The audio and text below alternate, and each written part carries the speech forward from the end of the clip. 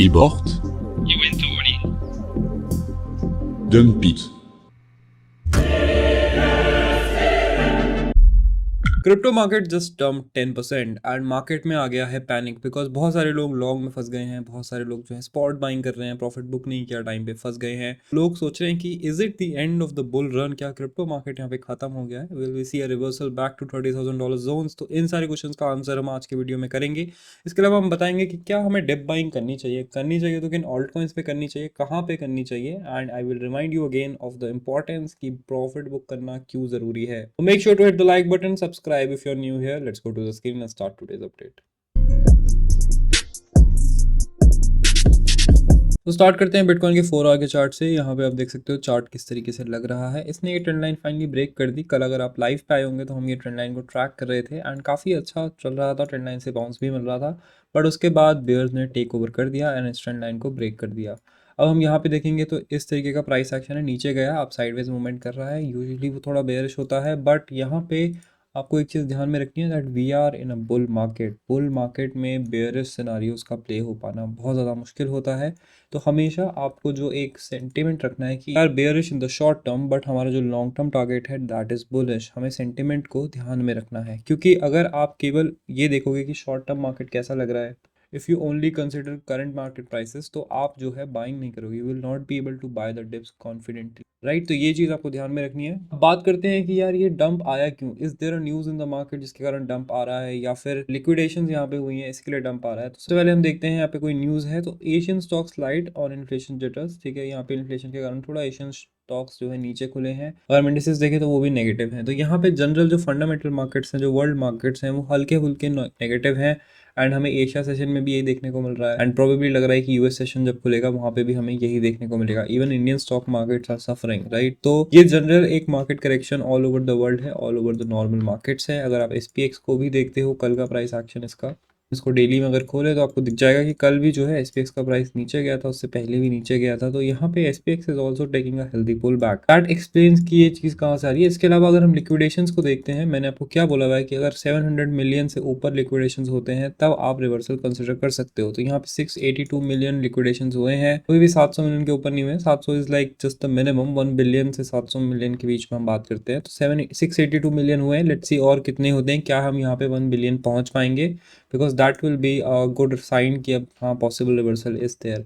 अब देखते हैं कि हमें लिक्विडेशन मैप पे क्या क्या दिख रहा है, कहाँ पे हमें लग रहा है कि रिवर्सल आ सकता है, कहाँ पे हमें लग रहा है कि और नीचे जाने के चांसेस हैं, राइट। तो अभी अगर हम देखते हैं शॉर्ट्स, तो शॉर्ट्स आर राइजिंग। अगर हम यहाँ पे देखें worst case scenario for shorts, let's say $72,000, तो 479 मिलियन का लिक्विडेशन है।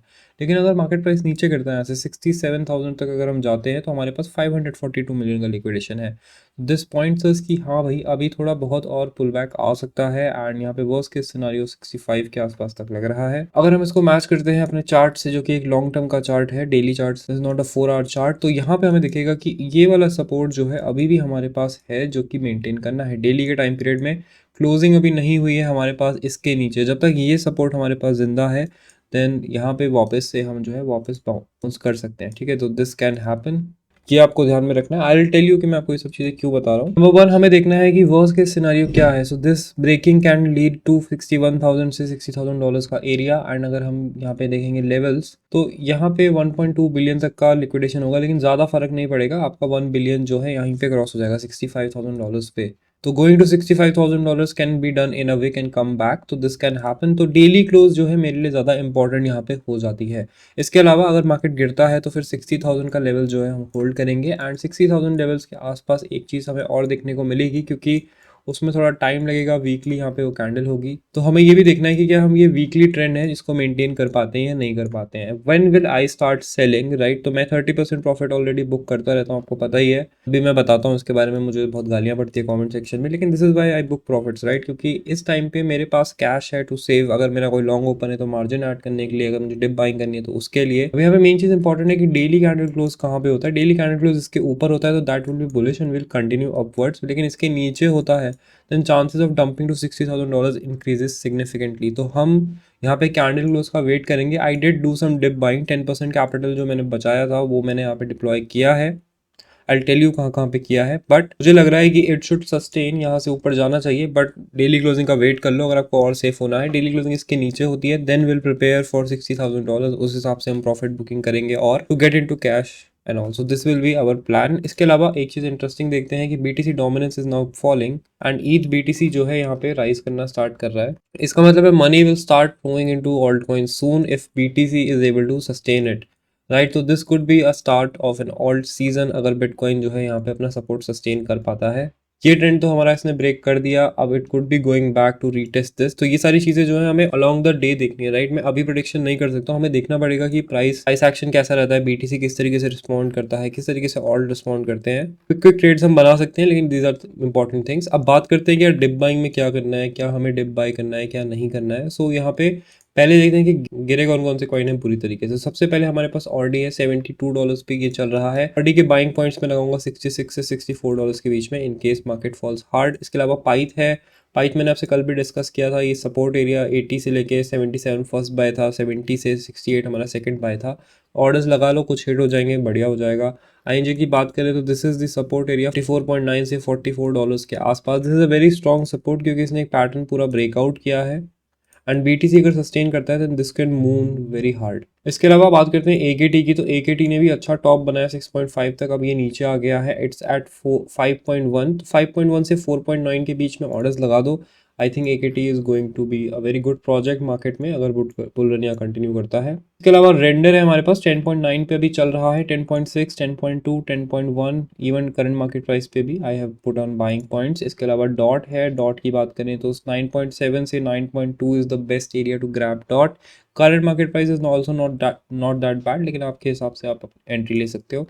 नियर की बात करें 8.1 पे चल रहा है। I did try to scalp long it, तो मैंने जल्दी क्लोज कर दिया बिकॉज मार्केट थोड़ा सा वीक लग रहा था, लेकिन नियर मेरे हिसाब से और ऊपर जा सकता है, यहाँ पे $10 आराम से टच कर सकता है। हमने आपको ये कॉल दिया था यहाँ से 5.5 से दिया था, $9 हो गया, ऑलमोस्ट 2x होने वाला है ये हमारी कॉल से। So I am still bullish on it, specially क्योंकि एनवीडिया कॉन्फ्रेंस में इनका कुछ होने वाला है, तो वहाँ से थोड़ी बुलिशनेस आ रही है। टाइम की बात करते हैं 4480 पे चल रहा है, तो इस पर थोड़ा लॉस लिया हमने, लॉन्ग लिया था लेकिन वो ढंग से वर्कआउट नहीं किया, लेकिन ये बहुत ही स्ट्रॉन्ग स्ट्रक्चर है। आप देख रहे हो कि ब्रेक ही नहीं हो रहा है, वापस यहाँ से ऊपर आ गया था, सपोर्ट पे है एब्सोल्यूट, यहाँ से इसने ब्रेकआउट भी करा, रीटेस्ट पे आया है, सपोर्ट स्ट्रॉन्ग है।